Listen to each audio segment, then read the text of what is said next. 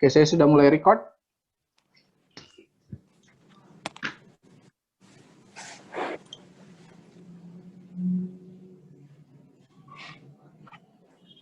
Oke, ini nama-nama yang hadir saat ini, gitu ya. Mudah-mudahan kelihatan.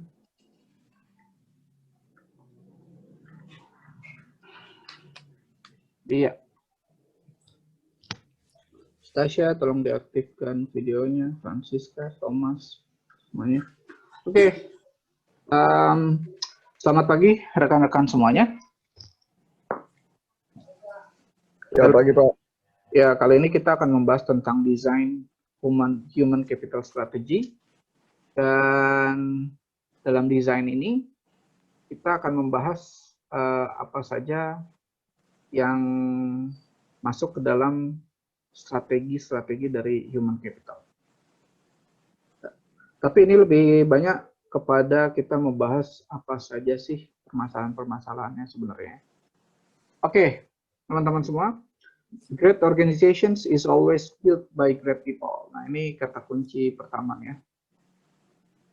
Great organizations is always built by great people.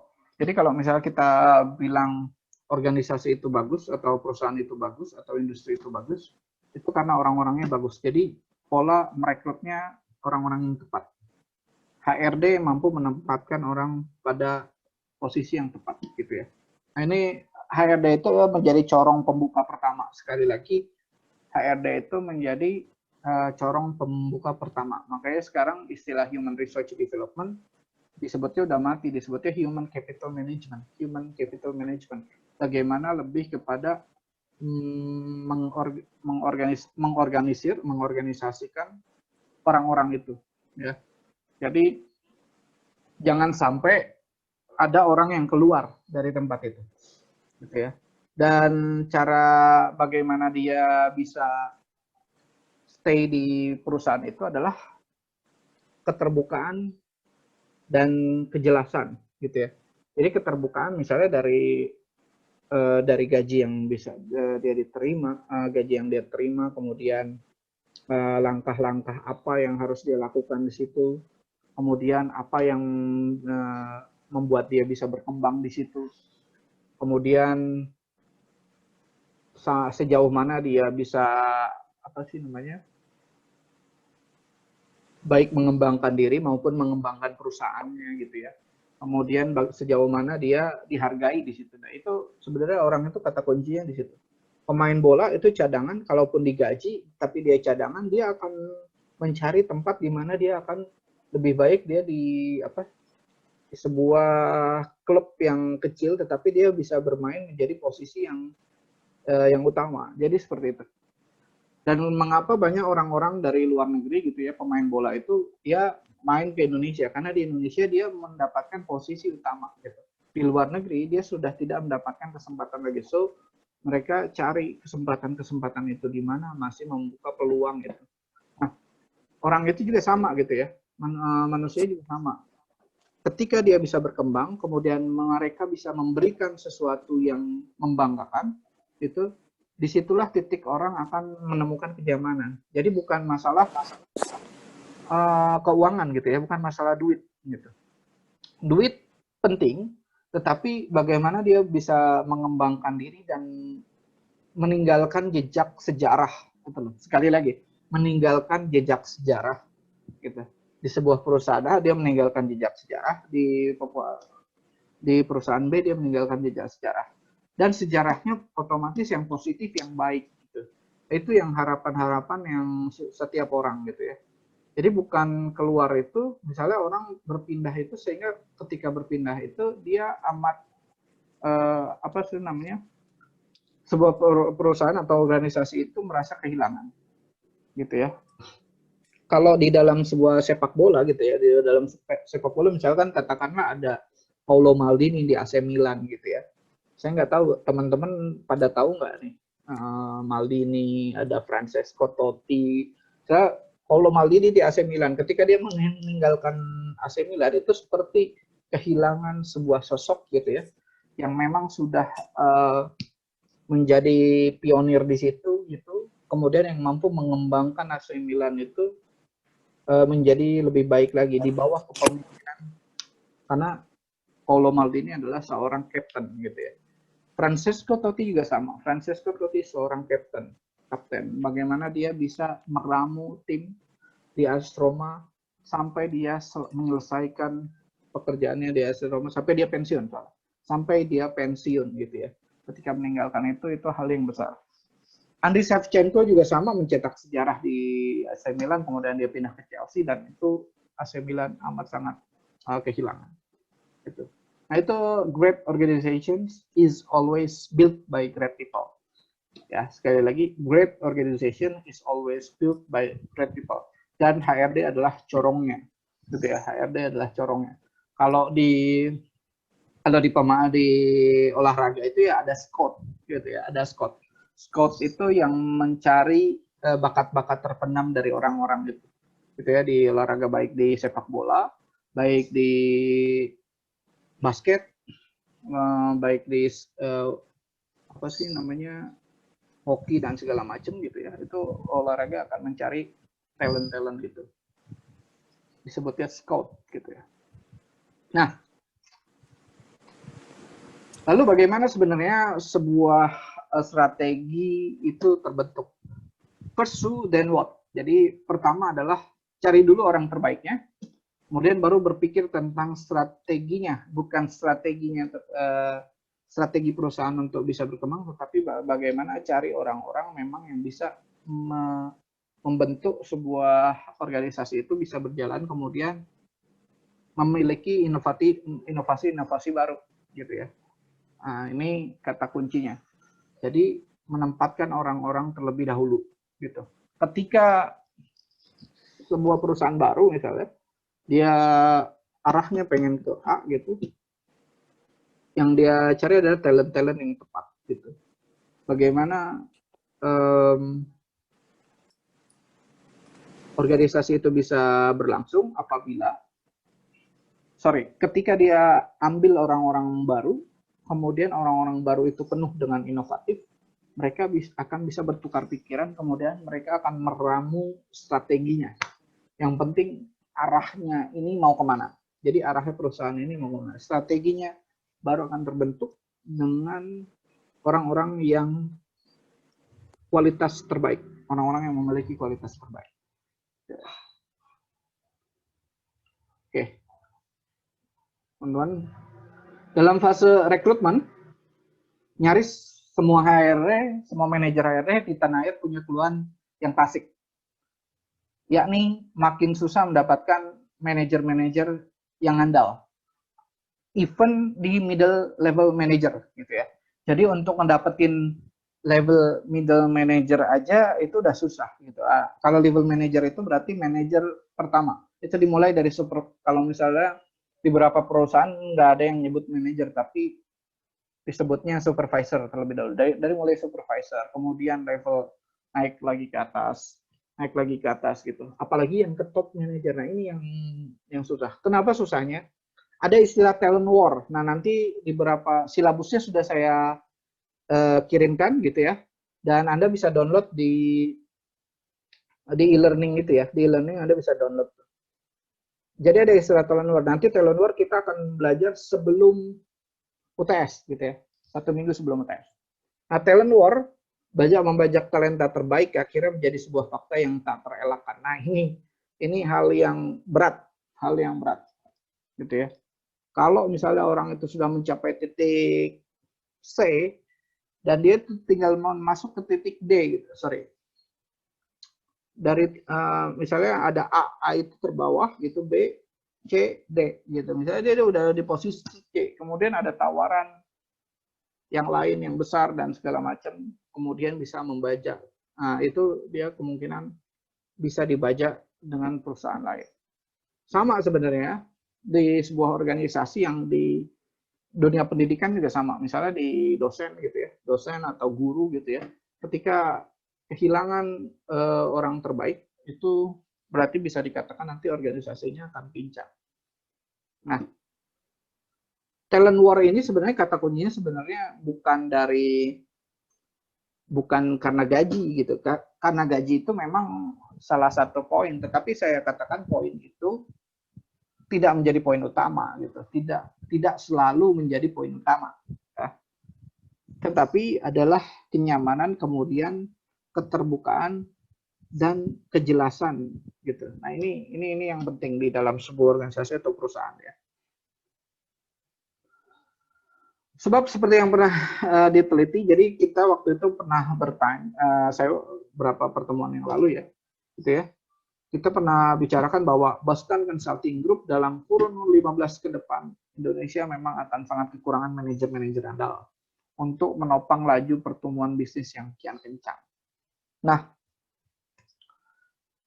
bisnis yang kian kencang itu didominasi oleh kekuatan digital, dan Anda, saya yakin Anda ini memahami dunia digital, tetapi PR-nya adalah you are the user. Nah ini, you are the user. You are not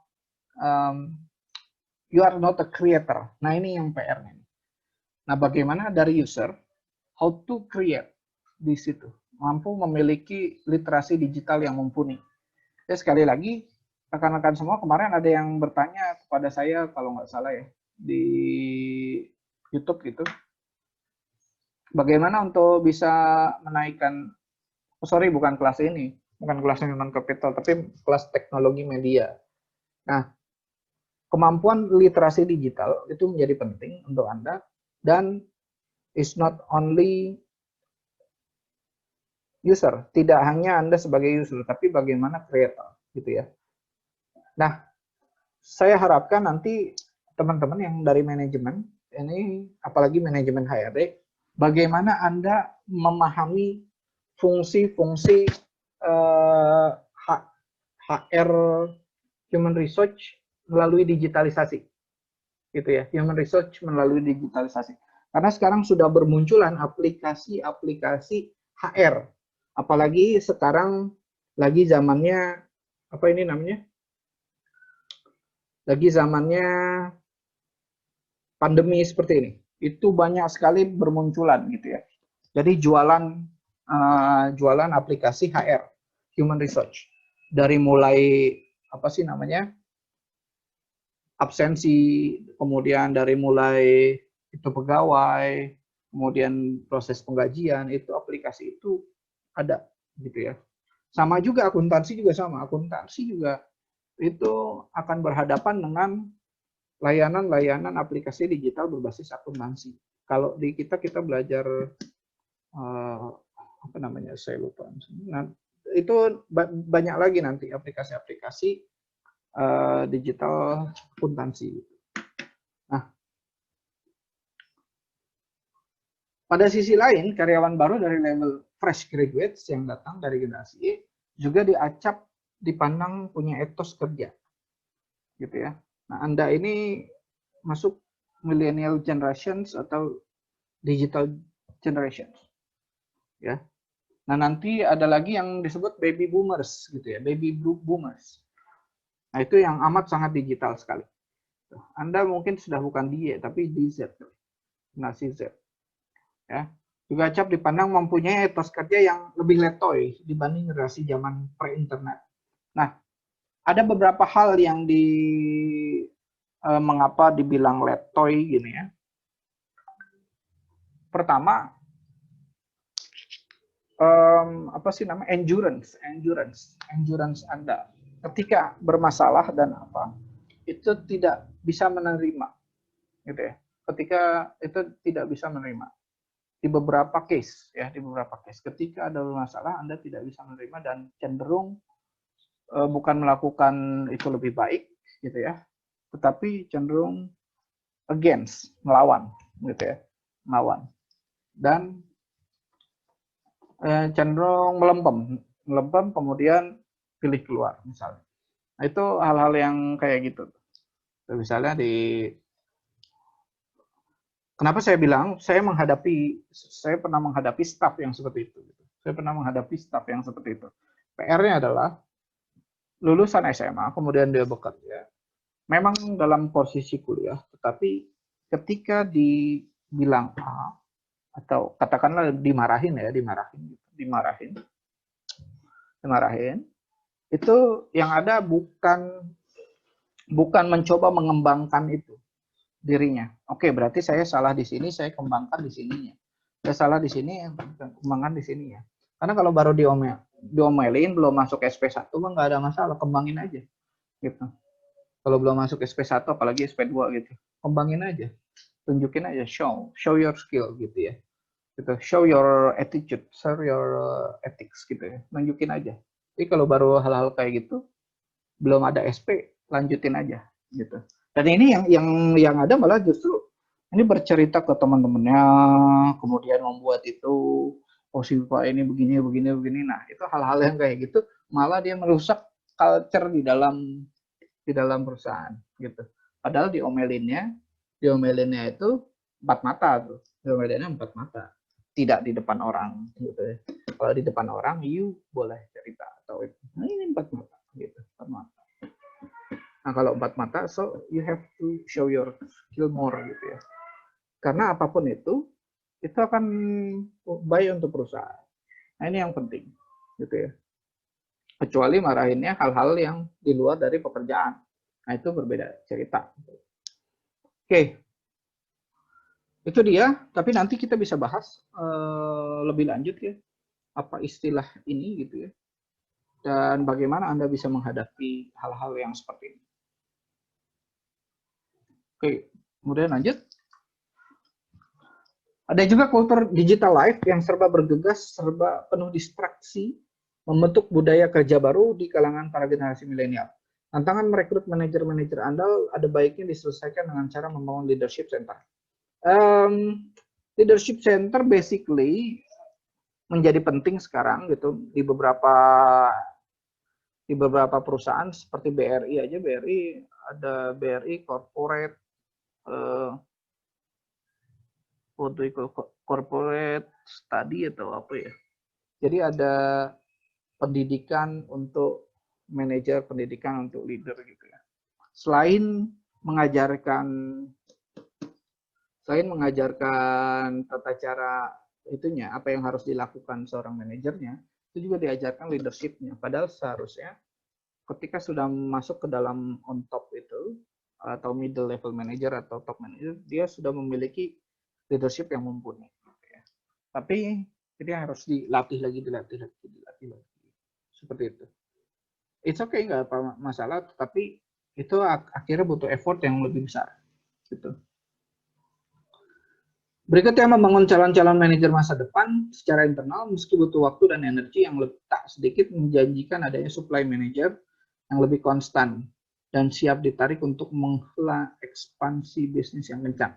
Nah, yang harus dipikirkan adalah bagaimana membangun calon-calon manajer ini. Jadi HRD itu fokus bagaimana, bukan orang ini kerjain apa yang lo harus kerjain, tapi tidak cukup di situ. Kerjakan apa yang bisa kamu kerjakan, tingkatkan ya, kemudian inovasikan gitu ya, bentuk hal-hal yang baru, kemudian kembangkan. Jadi kayak gitu ya. Develop, innovate, kemudian develop, innovate, applicate. Kembangkan, inovasikan, bentuk hal-hal baru, innovate, develop, and then apply. Oke. Jadi dikembangkan, diinovasikan, dikembangkan, berikutnya diaplikasikan. Nah, itu dia. Ya. Jadi melihat bagaimana pola kerja seseorang. Kemudian bagaimana orang tersebut bisa gitu ya. Bagaimana orang tersebut kok bisa dan mau gitu ya. Bisa dan mau kerja apabila ada itu. Kata kuncinya sebenarnya kenyamanan. Ya. Kenyamanan dalam sebuah organisasi. Jadi butuh budaya perusahaan yang dibangun sedemikian rupa supaya enak gitu ya. Supaya enak. Orang rela pulang kerja itu sampai lewat dari waktunya gitu ya, misalnya, karena ada kenyamanan di situ. Jadi rekan-rekan semua, bentuk kenyamanan. HRD juga mengelola budaya kerja seperti itu, yang dia akan komunikasikan dengan level top manager atau direktur perusahaan. Nah, generasi milenial fresh graduate layak dikelola dengan cara-cara inovatif, gitu ya.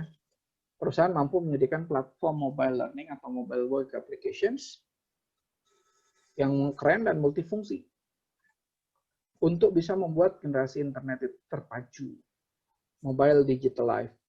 Ini penting, that's why HRD perlu juga menguasai itu, gitu ya. HRD perlu menguasai itu, perlu menguasai berbagai aplikasi untuk bisa memudahkan si karyawan anak-anak zaman sekarang, apalagi Anda nih. Nanti mungkin Anda bisa masuk ke sebuah perusahaan dan tiba-tiba perusahaan itu, oh ini masih jadul banget nih hal ininya. Misalnya itunya masih pakai ceklok gitu dan segala macam gitu. Ada yang pakai ceklok atau ada yang pakai fingerprint, basically itu udah di atas. Tapi sekarang udah ada yang pakai handphone aja, pakai handphone dia jarak 1 kilo, tek, udah masuk ke hadiran gitu. Nah itu hal-hal yang kayak gitu perlu dikembangkan. Kemudian diri kita perlu, kata kuncinya gini, you have to learn more, belajar lagi, ikutin workshop yang digital HR, belajar digital HR gitu ya.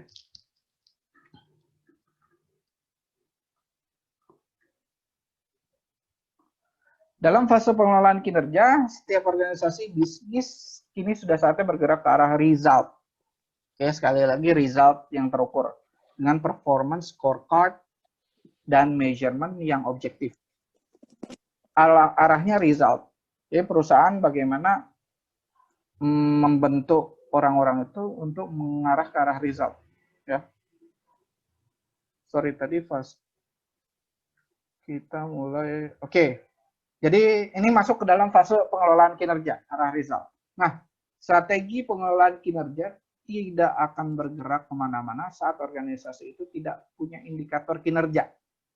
Ya, indikator kinerja yang jelas dan terukur untuk beragam posisi kunci dalam perusahaan. Kemarin kita bahas KPI.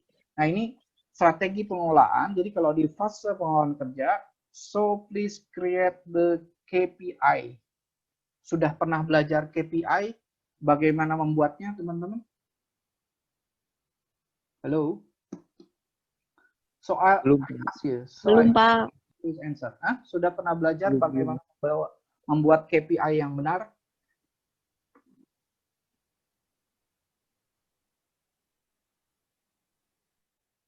Halo? Can you answer us? Belum, Pak, belum. Belum pernah membuat KPI ya? Belum. Berarti nanti ada tugas bukan membuat, tapi mencari salah satu contoh KPI yang tepat ya. Salah satu contoh KPI yang tepat atau yang baik gitu ya. Nanti saya tugaskan untuk itu. Ini sekali lagi KPI. Nah, pengelolaan kinerja berbasis KPI atau Key Performance Indicators atau Key Performance Index, dengan kata lain menjadi sebuah kebutuhan yang layak segera diaplikasikan. Sebuah perusahaan besar pasti punya KPI, gitu ya. Dan hasilnya perlu terus direview secara tekun dan konsisten agar terbangun apa yang disebut sebagai performance based culture. Dan sebelum KPI ini diberikan, itu harus diinformasikan terlebih dahulu. Jadi kan misalnya karyawan itu kan ada poin ya. Jadi KPI itu bagaimana poin-poin, misalnya, oh dia tidak pakai dasi, poinnya sekian. Oh dia tidak pakai ini, poinnya sekian. Oh dia tidak pakai ini, poinnya sekian. Nah, key performance indicators itu akhirnya untuk membangun atau membuild culture tersebut. Membuild culture tersebut, sekali lagi, untuk membangun culture dibentuk KPI itu. Oke, pakaiannya ini kemudian harus seperti apa? Apakah harus pakai dasi misalnya? Itu baru hal-hal yang seragam. Hal yang seragam. Nah, itu ntar dapat poin tuh dari situ. Gitu ya. Nanti poin-poin. Nah, poin itu di sebelum kita menilai, itu kita informasikan bahwa KPI penilaian-penilaiannya adalah ini. Nah, ini kebanyakan perusahaan tidak memberikan informasi bahwa poin-poin yang akan sehingga keterbukaan itu penting gitu ya. Oke, kemudian setelah itu setelah dinilai, oke, Anda masuk untuk dapat bonus atau tidak gitu. Itu hal-hal yang kayak gitu. Ya. Jadi performance based culture gitu ya. Berikutnya dalam fase training. Jadi tadi ada fase pengelolaan kinerja, dan ini fase training and development. Ya. Sudah harus ditinggalkan pola hit and run, beri training kepada karyawan, setelah itu ditinggalkan gitu saja gitu. Nah, ini jangan sampai. Jadi dikasih training kemudian selesai gitu. Kasih training nggak ada efeknya. Oleh karenanya kasih training dibentuk pemantauan sistematisnya, gitu ya. Kemudian diukur dampak terhadap kinerja bisnisnya. Jadi training itu, makanya sekarang ada corporate training atau corporate itu untuk bisa melihat apakah diaplikasikan atau tidak, gitu ya. Jadi perusahaan-perusahaan memiliki training intern sekarang itu banyak, gitu ya. Training intern. Dulu banyaknya training ekstern. Gitu. Jadi untuk apa? Untuk mengukur dampaknya terhadap kinerja bisnis. Nah, ini yang jadi ada training intern, ada sebenarnya training ekstern juga perlu karena untuk bagaimana bisa memahami secara global, gitu ya. Seperti saya dosen itu perlu lebih banyak harus belajarnya itu training ekstern, gitu ya, eksternal, gitu. Karena bagaimana pengelolaan bagaimana meningkatkan kemampuan dosen untuk itu, bagaimana dosen membentuk pembelajaran digital, gitu ya. Kalau di kampusnya tidak ada cara pembelajaran digital, bentuk bagaimana pembelajaran sistemnya misalnya tidak mencukupi untuk pembelajaran digital. So si dosen harus mengembangkan itu, dan mengembangkannya di mana? Otomatis pihak-pihak eksternal yang bisa melatih itu. Nah, itu yang perlu dipikirkan, kemudian setelah itu diukur dampaknya gitu ya. Nah, manfaat training hanya akan lalu bersama angin atau gone with the wind gitu ya. Jadi kalau misalnya tidak mengukur dampaknya, dia akan sama dengan istilah gone with the wind gitu ya. Ya berlalu gitu aja gitu ya. Nah, pola action based learning ada yang disebut action based learning. Pelatihan yang berbasis pada problem nyata. Nah, ada dalam pekerjaan terbukti lebih efektif. Saya kasih gambaran misalnya dalam communication crisis seorang PR. Sorry, gambarannya agak sedikit bergeser ke PR-nya karena arah saya lebih ke situ. Dalam communication crisis, Anda bisa lihat kasus MH360, sorry, bukan Malaysian Airlines, tapi AirAsia. You know kasus AirAsia yang dia itu di perairan Kalimantan gitu. Ada yang tahu? Yang berapa tahun lalu yang ramai Indonesia itu. Nah, that's great gitu ya. Bagaimana problem-problem itu mereka, saya harus katakan bagus ya. AirAsia langsung ketika ada wartawan dia kedepankan tim corporate communications gitu ya, komunikasi perusahaannya dia bangun di situ, kemudian dia berikan informasi yang berkembang, kemudian pimpinan AirAsia-nya itu langsung menghadap ke Kementerian Perhubungan yang di situnya ada tim BNPB, Badan Penanggulangan Bencana, bukan Badan Penanggulangan Bencana, tim Search and Rescue ya, tim SAR-nya dari tim SAR dari Indonesia itu. Jadi kemudian dia memastikan akan A, B, C gitu. Nah, sehingga tim corporate communications-nya dia lebih mudah untuk menghadapi wartawan karena pimpinannya juga mengatakan A, B, C. Nah, bahasa dari kalau tim corporate communications dia harus sama dengan bahasa apa yang disebutkan dari pimpinan itu. Nah, ini action based learning di sini penting.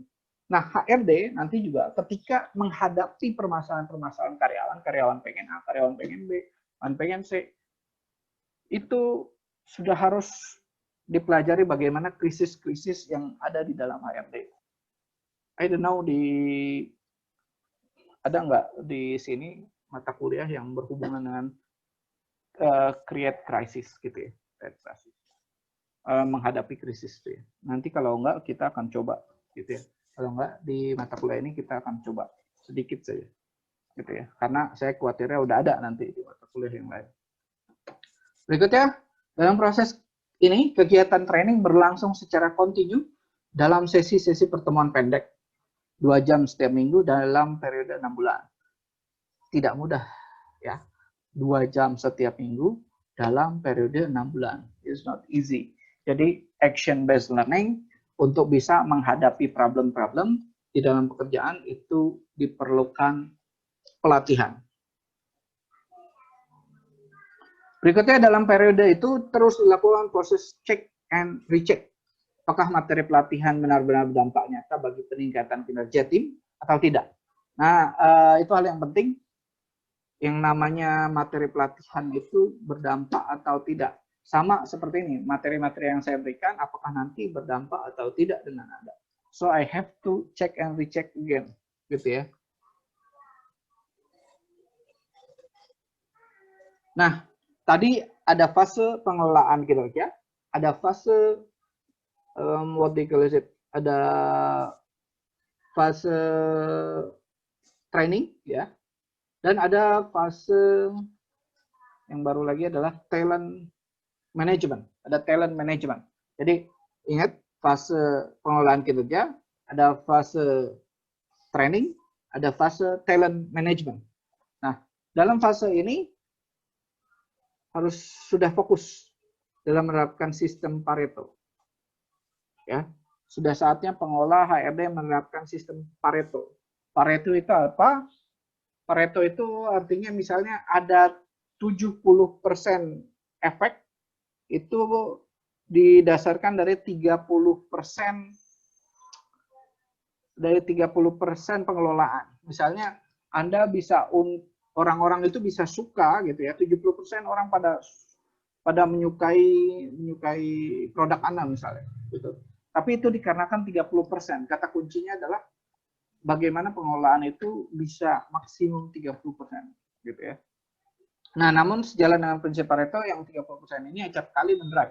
Sekali lagi, kalau 30% yang tidak dikelola dengan baik, nah 80%-nya pasti menurun. Jadi kayak itu. Kok 30 ke 80, sorry, itu 20%. Acap kali mendrive 80%, sorry.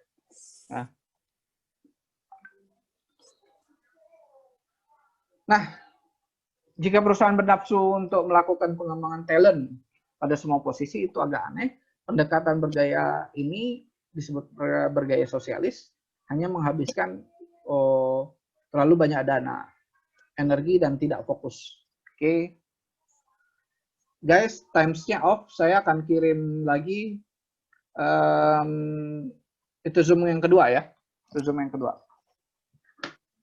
Oke. Saya stop sharing. Kemudian kita nanti masuk ke room yang berikutnya ya. Saya kiriman. Oke, Pak. Thank you semuanya. Oke. Kembali di dalam talent management ini, semuanya perhatikan.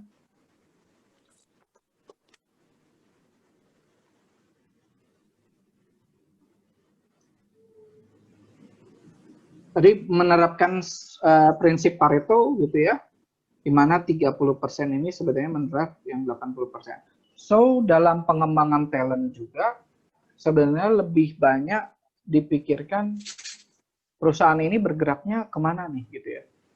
Jadi diidentifikasikan pada 30% sampai 40% posisi-posisi yang krusial bagi hidup matinya perusahaan. Artinya misalnya di dalam perusahaan Anda, perusahaan yang kita jalankan, misalnya kita HRD-nya, nah kita pikirkan misalnya oke, marketing, poin marketing menjadi penting. Berarti orang-orang di marketing adalah orang-orang yang harus terbaik gitu. Berikutnya di perusahaan lagi ada orang-orang yang misalnya di posisi operasional harus bagus-bagus semuanya. Misalnya berarti jadi misalnya di marketing dan operasional dua itu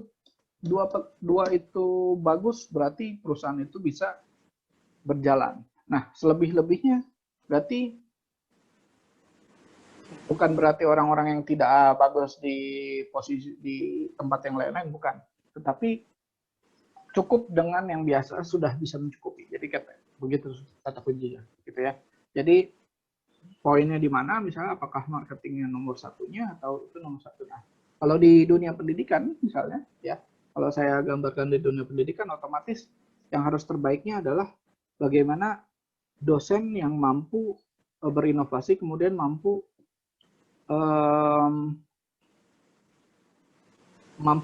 menjadi manajer. Nah, itu karena harus ada yang mampu bisa mengelola kampusnya, ada yang juga harus mampu mengembangkan keilmuan. Jadi ada dua poin ini berbeda, gitu ya. Dan yang terakhir adalah marketing, gitu. Terakhir adalah marketing.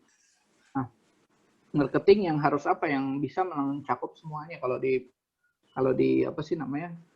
Kalau di dunia pendidikan itu ada marketing yang mampu sekaligus branding, gitu misalnya. Nah, itu harus memiliki kekuatan. Berikutnya ada dosen yang bisa manajerial, ada dosen yang mampu keilmuannya meningkat. Nah, itu kalau di dunia pendidikan. Nah, nanti di perusahaan lain-lain berbeda-beda gitu ya. Misalnya harus di divisi A, ini dikuatin, di divisi B dikuatin gitu. Karena itu rohnya. Nah, ini yang makanya mengapa seorang HRD dia harus bisa memahami arah bisnisnya itu. Karena dia untuk bisa melihat kata kunci dari bisnis itu bergeraknya di mana. Jadi itu dia. Ya. Lalu alokasikanlah segenap energi dan pikiran untuk membuat yang 40% itu bisa memiliki kualitas gitu ya. Jadi kualitas-kualitas di divisi A, divisi B itu aman untuk berapa tahun ke depan. Jadi seperti itu. Berikutnya, okay, great people will grow our business, but people will destroy our business. Nah, ini dia. Kalau yang orang-orang yang hebat itu ya pasti akan membantu bisnis kita tumbuh. Tapi kalau misalnya yang buruk ya pasti akan menghancurkan masa depan perusahaan atau bisnis kita. Jadi begitu teman-teman. Silakan, kira-kira ada pertanyaan atau tidak? Sampai sini.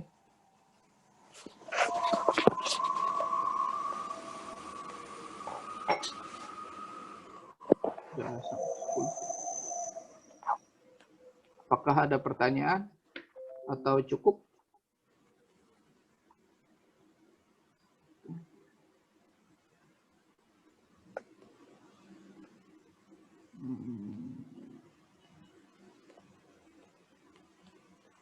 Sorry, wait moment.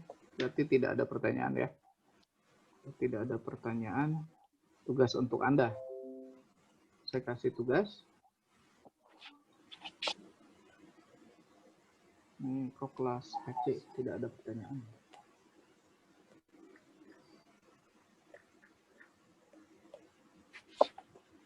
Oke, perhatikan tugas untuk Anda adalah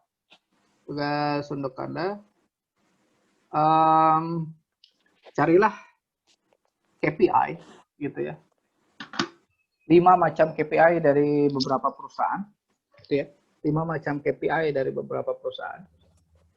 Terserah dari perusahaan kakak kamu, dari perusahaan siapa, kemudian nanti kita diskusikan di minggu berikutnya. Kemudian langsung saya bentuk grup ya. Alvin dengan Franciscus, Giraldi dengan Christina Malta, Michael dengan Monica, Stasia bergabung dengan Thomas Tiawan, Yakobus Angga dengan Francisca Elsia. Ya. Sekali lagi, Alvin dengan Francis. Oh, sorry.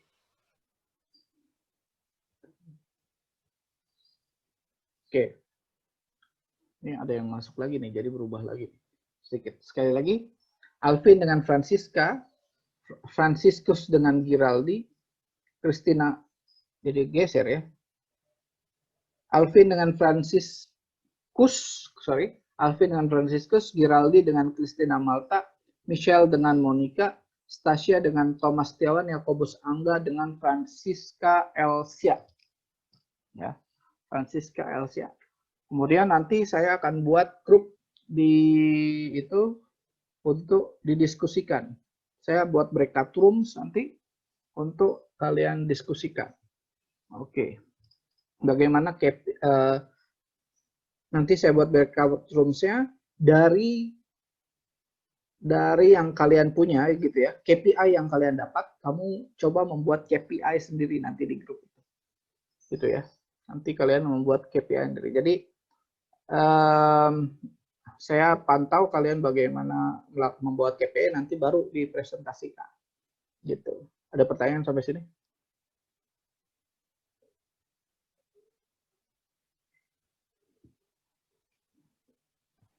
Pak, saya mau tanya. Hmm? Jadi per orang nyari 5 macam KPI atau per kelompok nyari 5, Pak? Per orang 5 macam KPI. Berarti Ya. satu kelompok ada 10 ya, Pak? Yap. Satu kelompok ada 10, nanti setelah 10 kalian dapat, gitu ya. Nanti langsung live, kalian membuat KPI sendiri untuk buat nama perusahaannya, kemudian buat KPI-nya. Gitu ya. Oke, Pak, makasih. Langsung pas hari besok, saya kasih breakout rooms gitu ya. Jadi berdua bisa ngobrol. Nah Pak, kalau misalnya dari sekarang kalian pengen diskusi gitu ya, kalian pengen diskusi terkait ini KPI ini, silakan gitu. Sehingga nanti pas di breakout room live-nya kalian udah ready membuat KPI yang tepat. Gitu. Jadi nanti tinggal presentasi. Berarti ada 5 grup ya. Ada 5 grup nanti untuk presentasi. Tapi sebelum 5 grup presentasi itu membuat KPI secara live langsung. Gitu.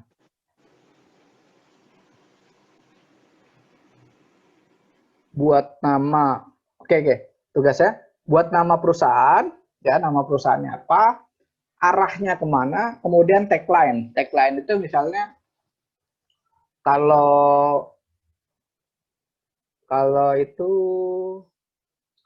tiket ya, tiket.com misalnya, tiket.com itu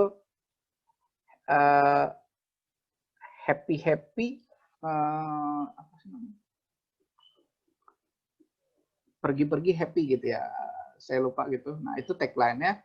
Nah berarti kata kuncinya dia happy. Happy itu apa? Misalnya happy itu hospitality, A itu adalah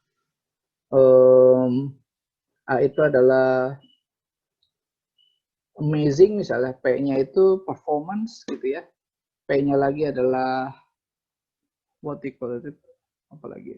Kemudian Y-nya itu young gitu. Jadi di dalamnya ada anak muda, performance yang baik, kemudian jadi itu menjadi budaya yang pengen ditempatkan. Jadi ada perusahaan, nama perusahaan gitu ya, nama perusahaan, kemudian buat tagline-nya gitu ya. Jadi nama perusahaan arahnya kemana, mau penjualan apa gitu ya, kemudian apakah perusahaan itu dalam perusahaan bidang apa gitu ya. Kemudian tagline-nya apa? Tagline itu menunjukkan budaya perusahaan gitu ya. Dan yang terakhir buat KPI-nya gitu. Sesuai nggak KPI dengan tagline itu? Bisa dipahami ya? Oke, Pak, paham, Pak. Oke. Ada pertanyaan yang lain? Saya, Pak. Oke, Saya belum kebagian. Iya.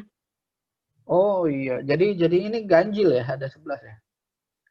Kamu baru masuk ya? Iya, tadi error.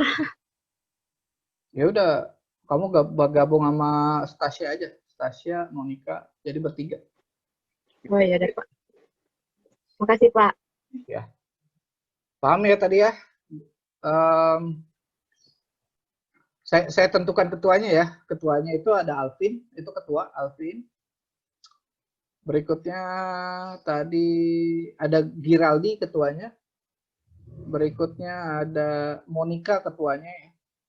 Kemudian ada Yakobus Angga ketuanya. Jadi ada Alvin, berikutnya Giraldi, ada Monica, ada Yakobus Angga. Satu lagi siapa ya? Pak. Yap. Tadi katanya saya sama si Thomas, Pak Stasia. Kok jadi sama Monica, Pak? Oh, Stasia sama Thomas ya? Iya, tadi. Oke. Saya ulang ya. Saya tulis di chat aja, kita tulis di chat. Oke, yang pertama Alvin dengan Francisca ya. Francisca tadi sama Yakobus, Pak. Francisca Elsa beda. Ini ada dua Francis. Oh, Franciscus bukan Francisca ya. Sorry. Alvin dengan Franciscus.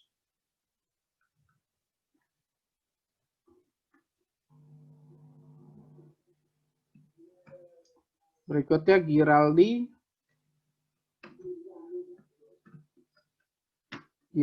dengan Christina Malta.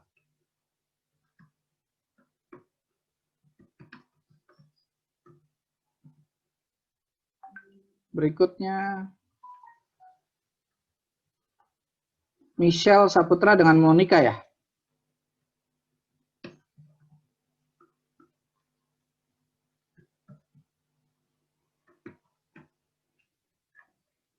Berikutnya Stasia dengan Thomas.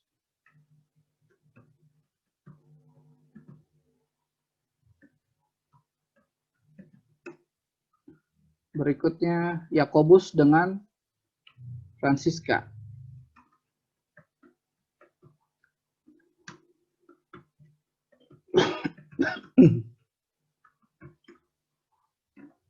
Oke.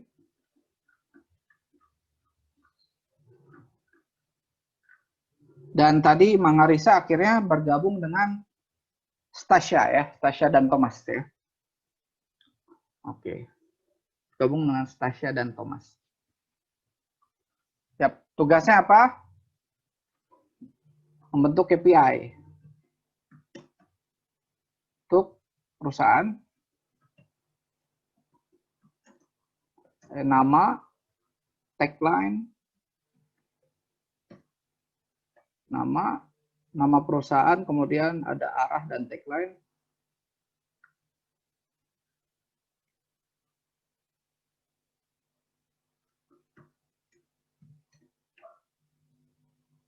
Plus KPI. Nah, oke. Bisa difahami sampai sini? Saya bete loh ini pada nutup gini saya ngomong sama papan nih. Serius loh. Saya bisa nggak absenin aja semuanya.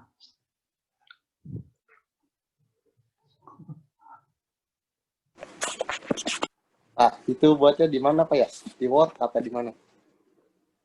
Ya di Word gitu. Buat aja. Sorry, di PowerPoint ya, PowerPoint. Soalnya nanti kalian untuk presentasi juga. Gitu. Ya, Jadi nanti saya buat backup rooms, kamu bisa komunikasi. Sampai sekarang pun, mulai dari sekarang pun kalian sudah boleh berkomunikasi dengan temannya tadi, grupnya tadi. Tuh, ya, bisa membentuk nama perusahaannya tadi, kemudian arahnya perusahaannya mau apa, kemudian tagline-nya seperti apa, kemudian KPI dibentuk. Nah, KPI itu otomatis you harus cari dulu model-model KPI yang lain itu seperti apa, contoh-contoh KPI-nya. Boleh download, boleh lihat dari teman kalian, boleh minta ke HRD yang lain gitu, HRD yang beneran gitu untuk bisa kalian dapat gitu ya. Kalau ke you punya linknya, gitu. Tapi perusahaan mah bebas kan Pak ya? Bebas aja. Oke. Harus itu. Ya. Oke, bisa difahami sejauh ini? Jadi ingat tadi kita udah belajar fase di mana pengelolaan kinerja ditunjukkan dengan KPI, ada training dan development, itu jadi training dan development, gitu ya. Berikutnya ada fase talent management. Jadi pengaturan, pengorganisasian talent itu, gitu ya. Yang menggunakan sistem Pareto ada 3 poin. Jadi HRD akan fokus ke arah-arah itu, gitu ya. Belum lagi arah-arah yang lain yaitu absensi, gaji, gitu ya. Itu HRD semuanya di situ tuh masuknya. Ngomongin gaji dan segala macam, walaupun nanti bersinggungannya dengan apa sih namanya tim finance, gitu ya. Bersinggungannya dengan tim finance. Tapi corongnya semuanya ada di HRD semua. Jadi HRD ini pintu gerbang. Gitu. Oke. Kalau tidak ada ya cukup di sini saja. Materi kita selesai dan kita bertemu lagi nanti di minggu depan. Oke. Terima kasih. Ya, makasih Pak. Oke, and see you next week. Terima kasih, Pak.